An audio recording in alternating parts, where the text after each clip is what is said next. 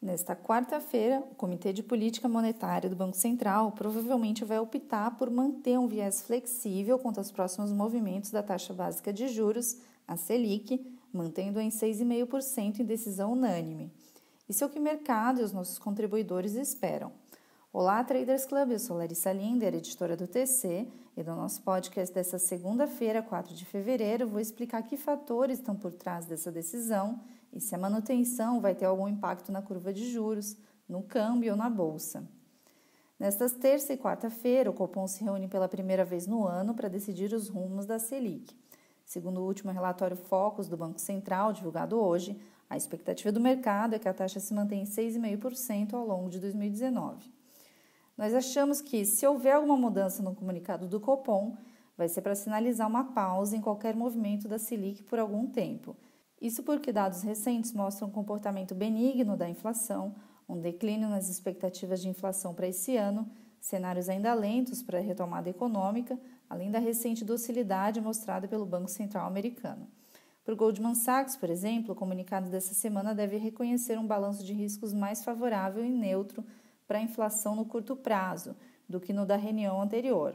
Em dezembro, o balanço era considerado assimétrico, ou seja, com viés de alta na Selic por riscos de um aumento indesejado nos preços ao consumidor.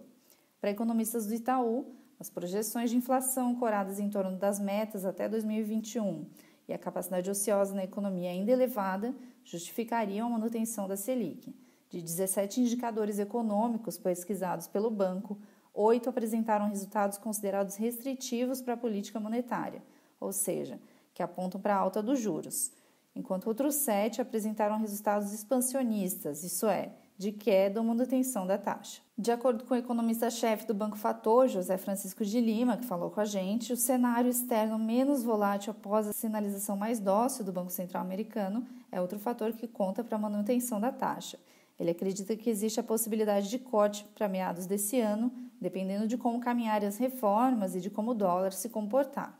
Disse ele: se você mudar o ambiente com uma reforma convincente, aí acho que o dólar cai mais, vai a 3,50 e aí teria que reduzir os juros. Isso faz sentido, veja o seguinte: a projeção condicional de inflação se mantém bem abaixo das metas para esse ano e para o próximo ano, de 4,5% e 4%. E se o Copom achar que há espaço para quedas mais fortes nos preços, deve sinalizar alguma coisa. Então, fique de olho em qualquer pronunciamento do comitê sobre isso. A taxa Selic real, ajustada pela inflação anual, aumentou nos últimos 6 meses com o recuo da inflação. E uma taxa real mais alta tende a encarecer o custo do crédito para indivíduos e empresas, tornando a recuperação econômica mais lenta. Por outro lado, também é importante ficar de olho no que o Copom tem a dizer sobre a situação do mercado internacional. O Fed já sinalizou uma pausa no seu ciclo gradual de alta de juros. A China está flexibilizando algumas restrições no mercado de crédito em meio a temores sobre uma desaceleração muito forte na sua economia. A zona do euro também está na mesma. Como contraponto para muitos economistas, as condições de financiamento da economia brasileira permanecem acomodativas. Assim, o fortalecimento do real, que diminuiu as pressões inflacionárias nos preços dos importados, por exemplo, veio acompanhada de queda no risco e no custo de crédito para as nossas empresas.